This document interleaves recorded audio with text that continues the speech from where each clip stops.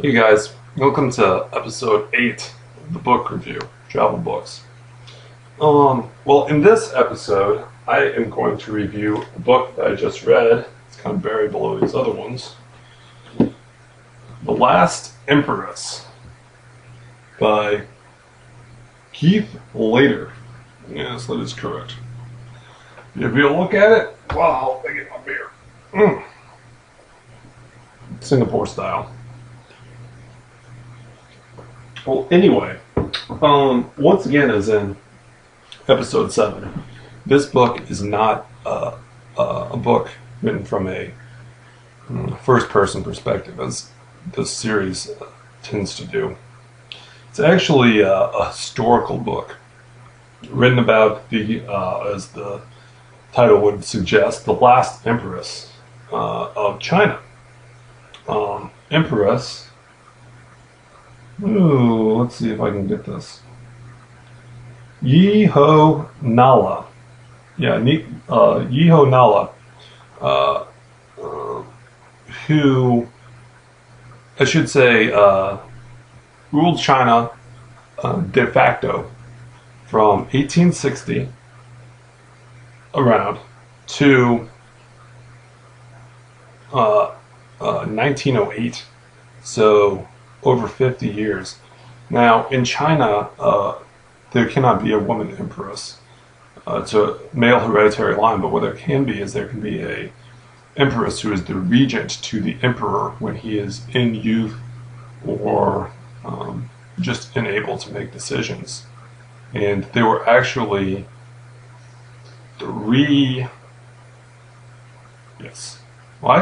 four if you include her husband. But 4 different emperors that she was sort of the guiding force behind. A little bit. What I found striking about this book was just how complete it was on the history of China from 1856, 1860 to 1908. And really the demise of the Qing dynasty. Her reign as the last empress coincided with the fall of the Manchu dynasty, which eventually led to the Republic of China, which of course in 1950 fell to the communists and what we have today, the communist state of China. But anyway, what's interesting about this time is how steadfast and conservative in a traditional sense the Chinese society was at the beginning of her reign, and how mixed her results were with dealing with the modernization of the world. The thing's blinking up there a little bit. I'm going to bring this down. How mixed her results were with dealing with the world. She was certainly a figure of power that was pretty much ruthless, including, though not verified, poisoning of her one son, who was the second emperor that she had power under. The first was her husband, who died within 6 years of their marriage, and she was the only woman in his vast brothel, or imperial court, that sired a son, and so therefore she had power in the society. She could not rule absolute, but she was the most powerful person within the society because her son was just a minor when her husband died.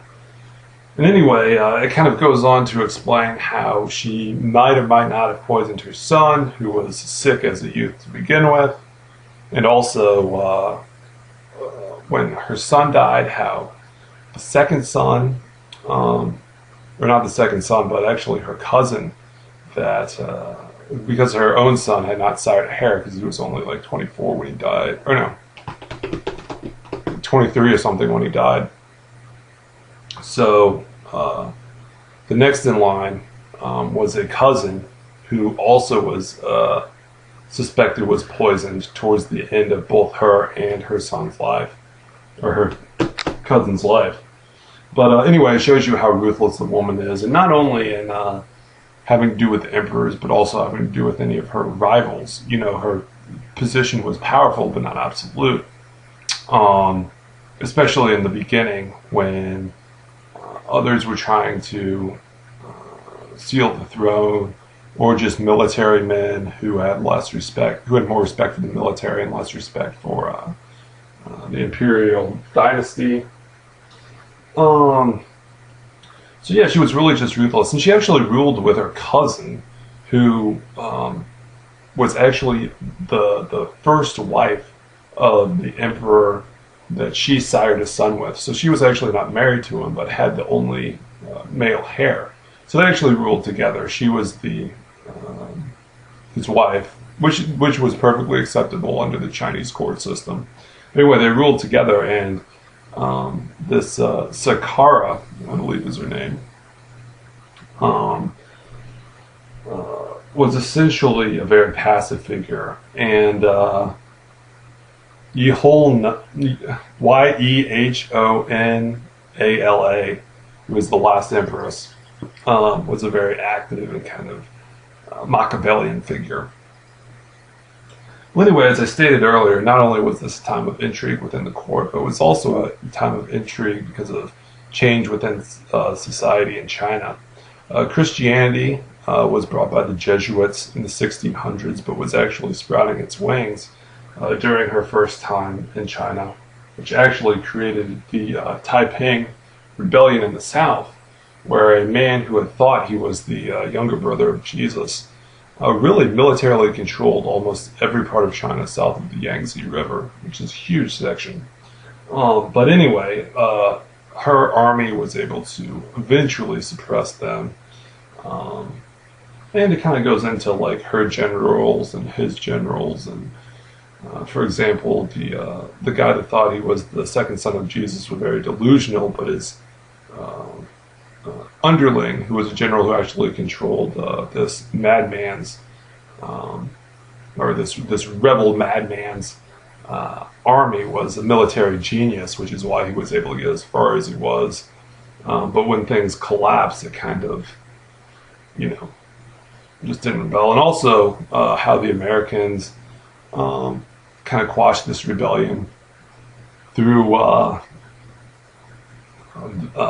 help, because they essentially did not trust this guy in the South. They wanted to keep the trade relations with China through Beijing because they thought it was favorable, even though the imperial court kind of treated Westerners with impunity. They thought it was more safe. And then it also talked about how, I should say that when the first emperor died, who was Yehonala's, I'm going to keep pronouncing this wrong, Yehonala's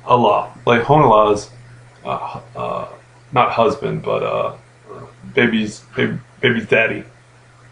The way he died was actually during a rebellion,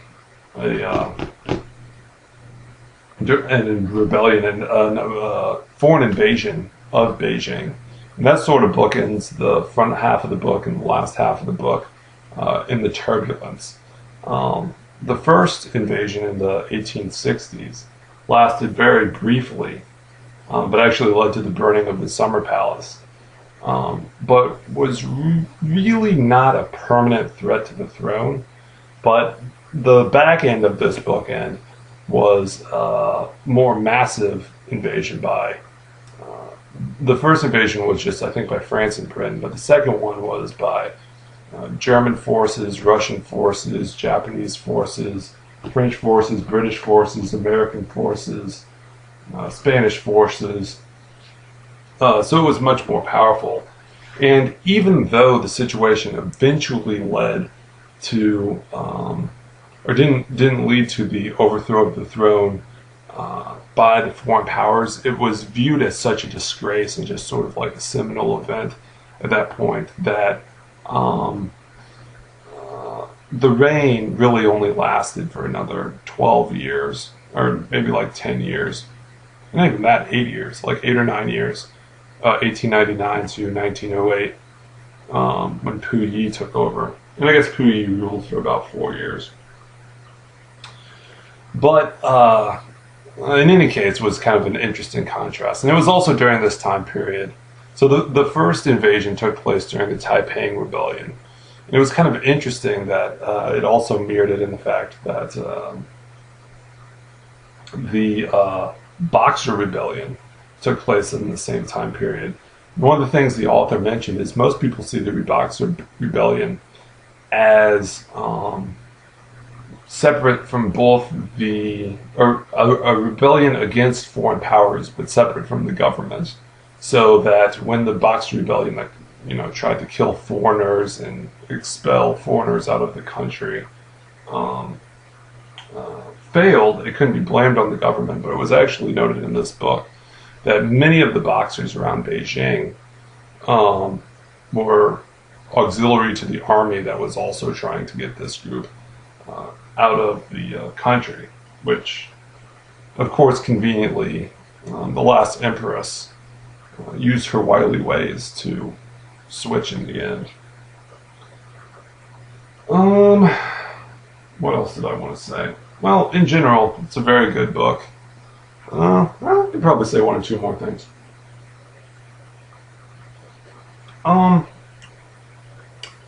Yeah, I don't know. Like, that just generally covers the history. It's such a dense book with everything that goes on in it that you really would have to read it for yourself to understand the full magnitude that this woman had upon the history of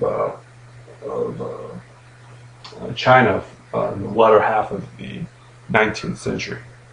I should also state that the way that she fell, she was Qing, which is Manchu in the north, not Han, which is the majority China populace. They came to power in 1600, but when they came to power, there was a proclamation, or a proverb, I guess, prediction, that an empress from this one clan that, according to heredity, this empress was part of, that would eventually lead to the fall of the Qing Empire and a 2,000-year-old imperial tradition, and it turned out to be true. So anyway, amazing story, fascinating lady, highly recommended. Last Empress. It's dense, but it's good. Alright, see y'all later.